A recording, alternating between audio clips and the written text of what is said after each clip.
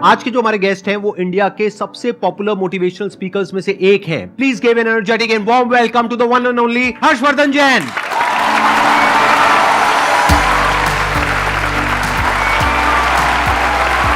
क्या हालचाल जी?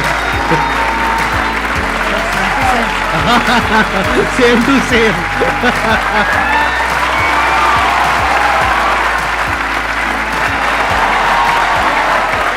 Please have a seat back.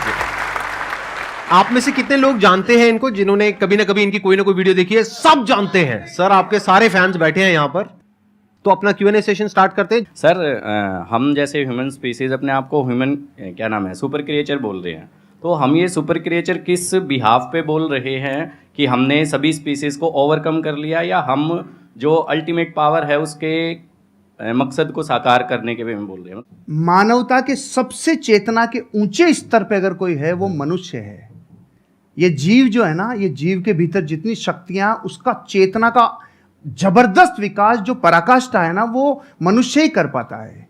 अब आपको अपना विकास करना है तो अपनी चेतना के स्तरों को ऊपर उठाना होगा। सर के बहुत सारे ऐसे सेशन हैं जो स्पिरिचुअल चैनल के ऊपर हैं, आप देखोगे तो पाओगे आपके भीतर की चेतना ऊर्जा बहुत जबरदस्त है। टमाटर के भीतर भी जो रंग महकता है ना, वो उसकी वजह से। अभी जैसे ये शरीर चमक रहा है, लेकिन अगर गिर जाता है तो 2 घंटे में सड़ने लगता है, 4 घंटे में कीड़े पड़ने लगते हैं। फिर वो चमक है किसकी? तो वो जिसकी महिमा है, वो जिसकी महिमा है ना, उसकी महिमा आनी चाहिए। वो महिमा आ गई तो चेतना ऊपर ही उठती है। एक छोटा सा लाइन गा के सुना दूं प्लीज? हाँ। खटकती है रागादि के परिणति विकारी, स्वभाव के सन्मुख ये कैसे टिकेगी। समझ में नहीं आया?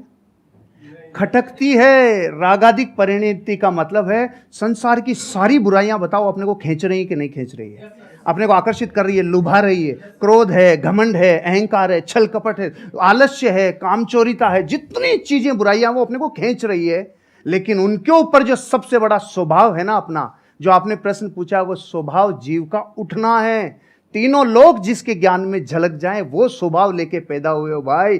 3 लोग का नाथ आपके भीतर विराजमान है। इसलिए चेतना के स्तरों को ऊपर उठाते जाओ, बाकी के प्रश्नों के उत्तर चेतना के उठने से मिल जाएंगे। Thank you dear.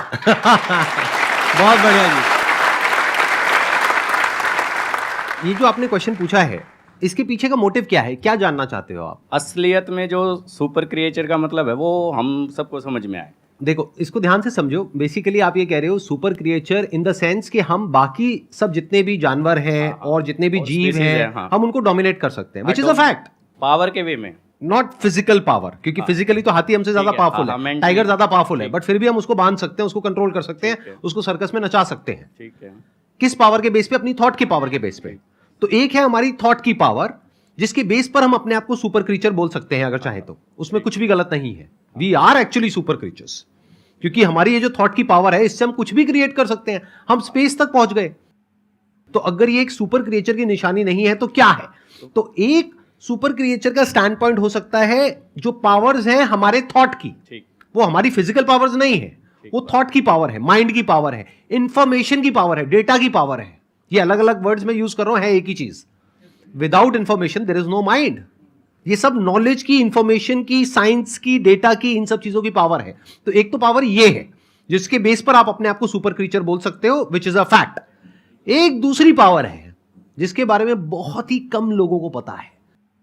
पहला है इस दुनिया का ज्ञान, उसको अनात्म ज्ञान बोलते हैं, यानी चीजों का ज्ञान। दूसरा है आत्मज्ञान। आत्मज्ञान मतलब, आत्मा मतलब मैं, कोई भूत प्रेत नहीं, जैसा हम मूवीज में देखते हैं, राइट? आत्मा मतलब मैं, तो मेरा ज्ञान, मैं कौन हूं। तो वो जो ज्ञान है, अगर वो आपको हो जाता है, और हो जाता है मतलब अपने आप नहीं हो जाएगा, ऐसा नहीं आप रात को सोए और सुबह उठे और अपने आप हो गया, ऐसा नहीं होता। जैसे हर ज्ञान में होता है, ऐसे इसमें होता है। स्टडी करना पड़ता है, समझना पड़ता है, क्वेश्चनिंग करनी पड़ती है। जो समझ आया उसको फिर क्वेश्चन करना पड़ता है, फिर एंड तक जाना होता है। फिर not just theoretically but experientially you know what you are. और फिर वहां पर एक महावाक्य है, अहम ब्रह्मस्मि, मैं ही वो हूं, तत्वमसि, आप ही वो हो। वो मतलब क्या? The supreme reality, the supreme truth of this universe, you are that. तो वहां तक आप पहुंच जाते हो, not just theoretically but experientially.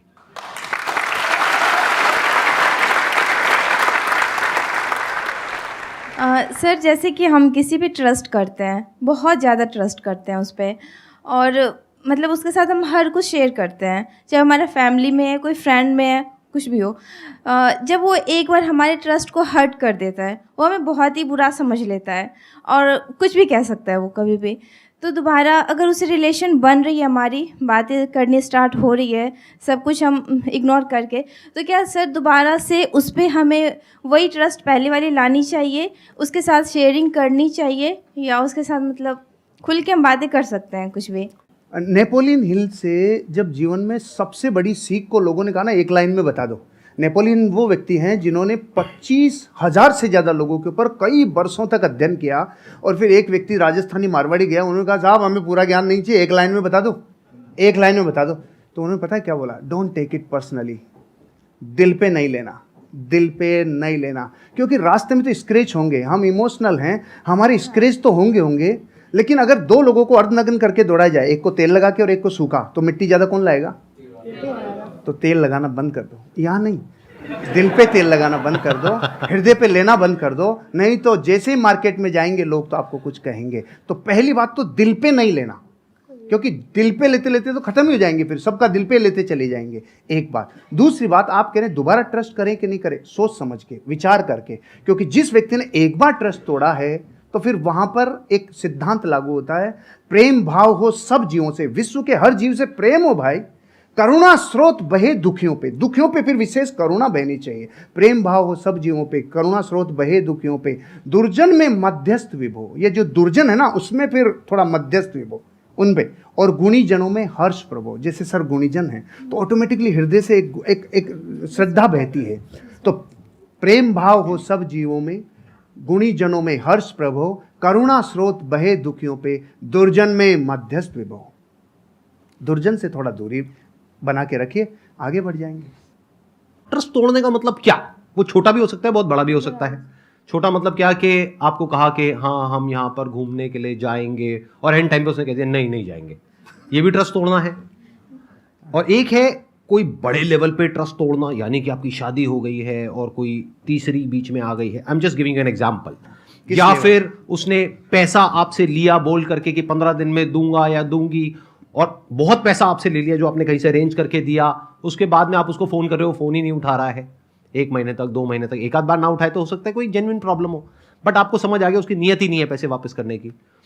तो जब आपको समझ आ गया है कि वो इंसान भरोसा करने के लायक नहीं है, तो दोबारा भरोसा क्यों करना है? तब तक जब तक कि उसको एक्चुअल में पश्चाताप नहीं होता है।